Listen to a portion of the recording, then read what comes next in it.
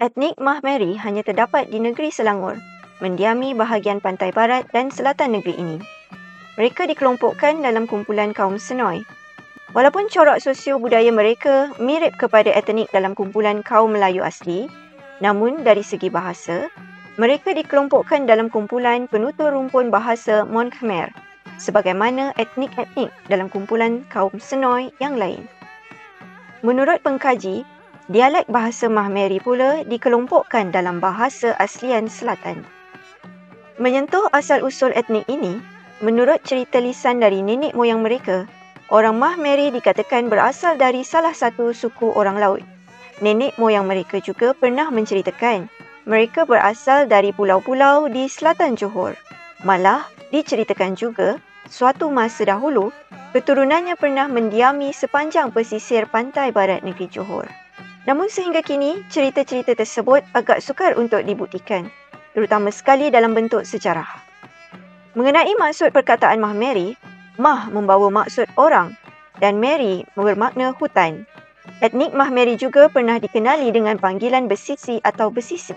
Kini, antara pertempatan mereka di Pulau Keri, Selangor ialah di Kampung Sungai Bumbun, Kampung Sungai Judah, Kampung Kepau Laut, Kampung Sungai Kurau dan Kampung Sungai Rambai.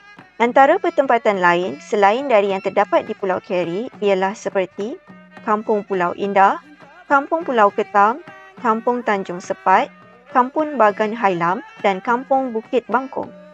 Dari segi bilangan, jumlah etnik Mahmeri di Semenanjung dianggarkan hanya seramai lebih kurang 4,000 orang. Di Pulau Keri misalnya, aktiviti sosio-budaya etnik ini telah menjadi salah satu tarikan kepada pelancong, baik dari dalam maupun luar negara. Antara aktiviti-aktiviti yang biasa dipertontonkan ialah tradisi menyambut hari moyang, upacara puja pantai, nyanyian dan tarian tradisional etnik Mahmeri, mengukir patung dan topeng, anyaman kraftangan dari daun pandan dan nipah, dan upacara perkahwinan mengikut adat etnik Mahmeri.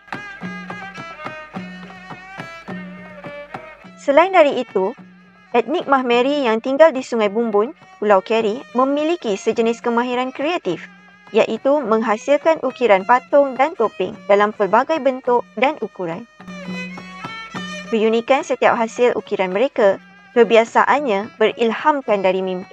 Menurut kepercayaan orang Mahmeri, setiap topeng dan patung yang dihasilkan, ia memiliki semangat yang tersendiri dan perlu dihormati. Ukiran topeng misalnya tidak boleh disentuh oleh orang lain atau dipermain-mainkan sesuka hati.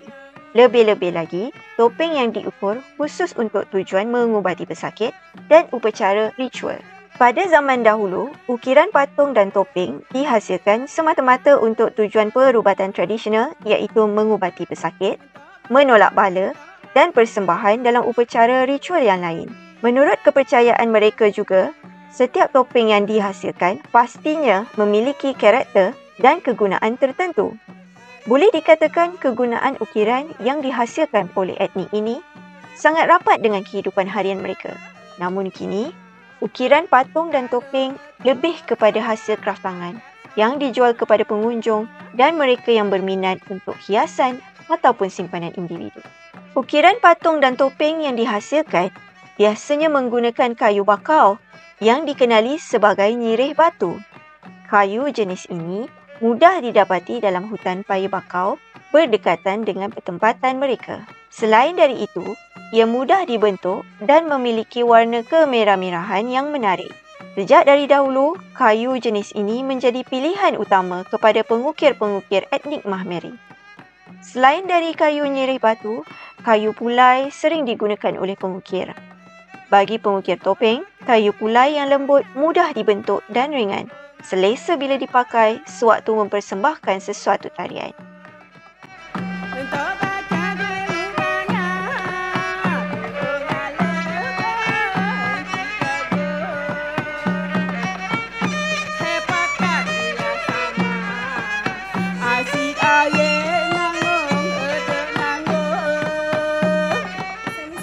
Samir merupakan salah seorang pengukir patung terkenal di Kampung Sungai Bumbun, Pulau Keri.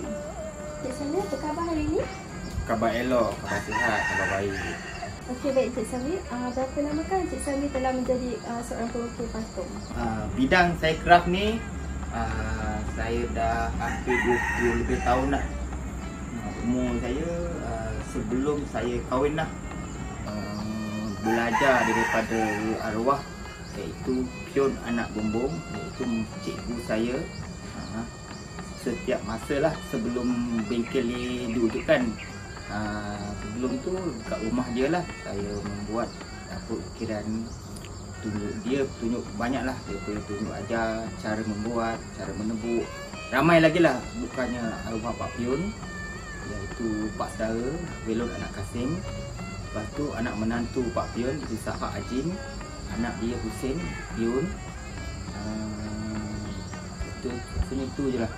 Dia yang belajar dia tunjuk ajarlah tentang teknik-teknik untuk membuat satu ukiran patung dan topi. Apakah jenis sepatu yang Cik Samir ukir? Okey, jenis ukir ni saya banyaklah ikut dalam buku lah. Sebab saya ni generasi muda.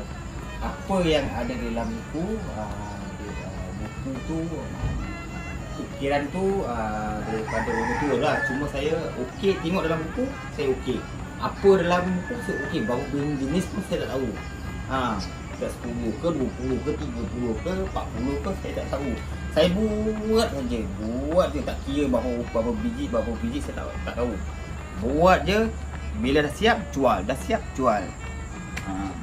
Selain di Malaysia, di negara manakah yang Cik Samir pernah mempamerkan hasil kerja patung ukiran Cik Samir? Okey. Yang saya nak overseas ke luar negara ni, saya dah pergi ke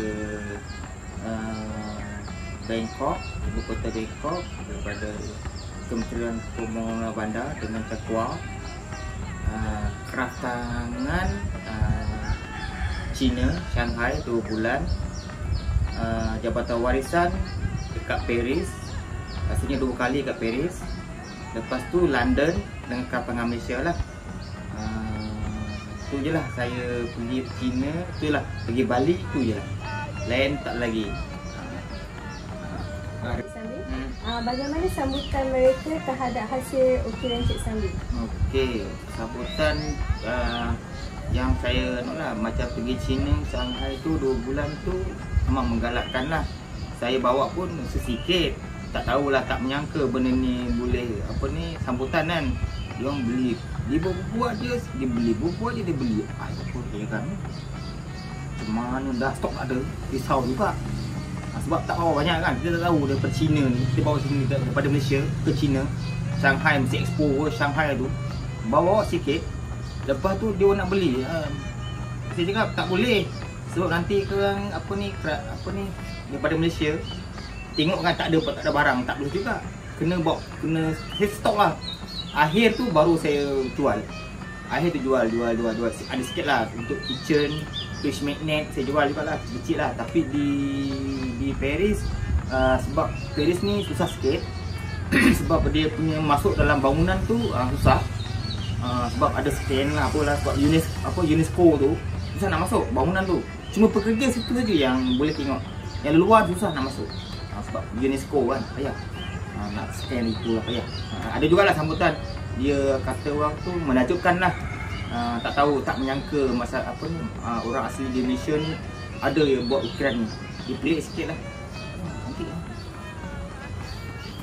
Apakah harapan Cik Samir kepada generasi muda untuk ukiran patung ni?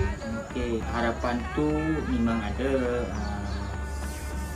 Kalau boleh tu diteruskanlah.